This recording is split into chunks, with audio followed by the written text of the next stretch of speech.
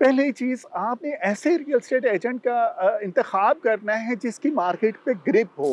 Down payment arrange कर रहे होते हैं तो उसमें एक फैक्टर ये भी आप ऐड कर सकते हैं कि आप अपने प्लान करें कि कोई पार्ट टाइम काम कर सकें, कोई पार्ट टाइम फ्रीलांसिंग की जॉब कर सकते हैं। अस्सलाम वालेकुम दोस्तों, अरशद अमान होमी स्टूडियोज़ में आपको खुश-आमदीद कहते हैं। जैसे मैंने लास्ट वीडियो में आपके साथ इन्फॉर्मेशन शेयर की थी कि हम एक सीरीज़ बना रहे हैं होम बाइंग के हवाले से।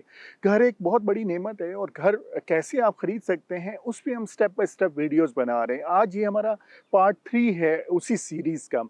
लास्ट जो वीडियो हमने रिकॉर्ड की थी पार्ट 2, उसमें एक पॉइंट मिस हो गया था, वो मैं इसमें आपके साथ शेयर कर देता हूँ। वो ये है कि आप जब डाउन पेमेंट अरेंज कर रहे होते हैं, जब आप मुख्तलिफ जगहों पे पैसे सेव करके किसी प्रॉपर्टी ख़रीदने के लिए, कोई अपार्टमेंट ख़रीदने के लिए या कोई घर ख़रीदने के लिए डाउन पेमेंट अरेंज कर रहे होते हैं, तो उसमें एक फैक्टर ये भी आप ऐड कर सकते हैं कि आप अपने प्लान करें कि कोई पार्ट टाइम काम कर सकें, कोई पार्ट टाइम फ्रीलांसिंग की जॉब कर सकते हैं, कंसल्टेंसी कर सकते हैं या किसी भी तरह से कोई पार्ट टाइम काम कर सकते हैं। मसलन कि कोई जॉब करते हैं और कोई स्पेशलाइजेशन आपकी है, तो आप सोचें कि वो आप सर्विसेज या कोई प्रोडक्ट डिज़ाइन करके पार्ट टाइम क्या सेल कर सकते हैं ताकि वहाँ से आपकी अर्निंग आए और वो अर्निंग आप डाउन पेमेंट में शामिल कर सकें।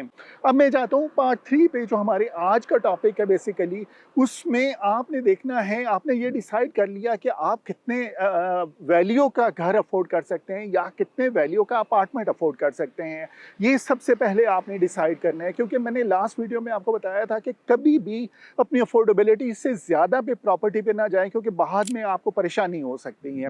उसके बाद दूसरा जो आपने डिसाइड करना है, आपने इंस्टॉलमेंट की कैलकुलेशन करनी है कि पर मंथ आपकी इंस्टॉलमेंट कितनी आएगी। और वो एक बेसिक जो प्रिंसिपल है वो ये है कि आपकी जो मंथली इंस्टॉलमेंट है वो आपके रेवेन्यू के 25% से ज़्यादा नहीं होना चाहिए। आपका जो मंथली इनकम आती है उसका 25% से ज़्यादा मंथली इंस्टॉलमेंट नहीं होने चाहिए।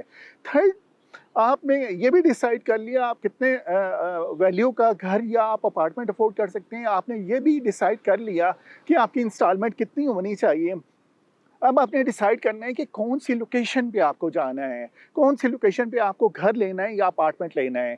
इस हवाले से जो बेस्ट प्रिंसिपल है वो ये है कि आप उस लोकेशन पे जाके कुछ अर्सा खुद रहें, रेंट पे घर ले लें या रेंट पे अपार्टमेंट ले लें, ताकि उस लोकेशन का आपको आइडिया हो सके कि वहाँ पे किस तरह की फैसिलिटीज़ हैं, वहाँ पे स्कूलिंग कैसी है बच्चों के हवाले से, वहाँ पे कमर्शियल एक्टिविटीज़ कैसी हैं, वहाँ पे रेस्टोरेंट्स हैं, वहाँ पे हेल्थ फैसिलिटीज़ कैसी हैं, आपके बच्चों के हवाले से कोई एंटरटेनमेंट की फैसिलिटी अगर आप देख रहे होते हैं तो आप वहाँ शिफ्ट होके देखें।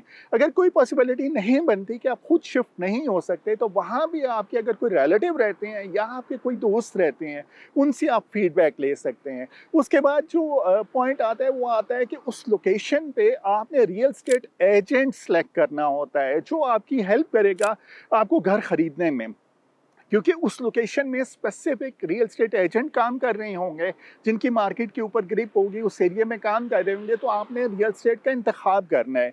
अब रियल एस्टेट का इंतखाब करते हुए आपने किन किन चीज़ों का ख्याल रखना है, वो चंद चीज़ें मैं आपके साथ शेयर कर देता हूँ। पहली चीज़, आपने ऐसे रियल एस्टेट एजेंट का इंतखाब करना है जिसकी मार्केट पे ग्रिप हो, जिसे कुछ अर्सा हो चुका हो उस मार्केट में काम करते हुए। उसके बाद आपने उस बंदे को, उसमें ह्यूमननेस उसकी असेस करनी है, उसका ऑनलाइन प्रेजेंस कितनी है, उसकी वेबसाइट किस तरह की है, उस पे थोड़ा-सा वर्किंग आपने करनी है। जैसे कोई घर आप बना रहे होते हैं तो आप एक लेआउट बनवाते हैं ना आर्किटेक्ट से, इसी तरह से जब आप कोई रियल एस्टेट एजेंट सेलेक्ट कर रहे होते हैं तो उस रियल एस्टेट एजेंट के हवाले से आपने वर्किंग करनी है कि उसमें ह्यूमननेस कितनी है, उसमें ऑनलाइन प्रेजेंस कितनी है, उसका एक्सपीरियंस कितना है, उसकी वेबसाइट पे जाके उसकी डिटेल देखिए कि उसका एक्सपोजर कितना है, फिर उसकी जो नॉलेज है वो कितनी है, किस तरह से वो अपना नॉलेज शेयर करता है। फिर उसमें एक टीचर का हार्ट होना चाहिए, एक टीचर का दिल होना चाहिए, उसकी तबीयत होनी चाहिए, क्योंकि जब भी ऐसे रियल एस्टेट एजेंट के साथ आप इन टच हों, जिससे फ़ोन पे आप बात करें करें या जिसके साथ आप फर्स्ट मीटिंग करें तो वो बंदा कोई चीज़ आपको सिखा के जाए। जब भी आप उसके साथ राब्ते में हों तो कोई नई चीज़ आपको सिखा दे। इस तरह के रियल एस्टेट एजेंट का आपने इंतखाब करना है। तो आज की इस वीडियो का टॉपिक जो थर्ड पार्ट हमारा था उसमें हमने देखा कि हमने कौन-सी प्रॉपर्टी सिलेक्ट करनी है जो अफोर्डेबिलिटी में आ रही हो। हमने इंस्टॉलमेंट्स अपनी देखनी है कि ऐसी इंस्टॉलमेंट्स जो हमारे पे बर्डन ना बने। हमारे मंथली इनकम का 25% से ज़्यादा नहीं होना चाहिए। उसके बाद उस लोकेशन पे जाके या खुद शिफ्ट होना है या अपने रिलेटिव या किसी दोस्त से फीडबैक लेना है कि वहाँ उस लोकेशन की फैसिलिटीज़ कैसी हैं, वो लोकेशन कैसी है, वहाँ पे आपकी फैमिली रह सकती है या नहीं रह सकती है। और फिर आपने वहाँ पे रियल एस्टेट एजेंट का इंतखाब करना है। ऐसा रियल एस्टेट एजेंट जिसकी ग्रिप अच्छी हो, जो प्रोफेशनल हो, जिसमें ह्यूमननेस हो, जिसको ऑनलाइन आप जानते हों, उसको ऑब्जर्व कर सकते हों, वो बंदा किस तरह से वर्किंग कर रहा है। और एक उस्ताद की तबीयत का बंदा होना चाहिए कि जब भी आप उसके साथ राब्ते में हों, चाहे आप फ़ोन करें, चाहे आप उसके साथ फर्स्ट मीटिंग करें, तो वो आपको कोई अच्छी चीज़ सिखा के जाए। तो ये था आज का टॉपिक हमारी इस वीडियो में। आप हमें कॉन्टैक्ट कर सकते हैं हमारे फेसबुक पेज के थ्रू, हमारे यूट्यूब चैनल के थ्रू, हमारे फ़ोन नंबर के through. Keep in touch. Thank you so much.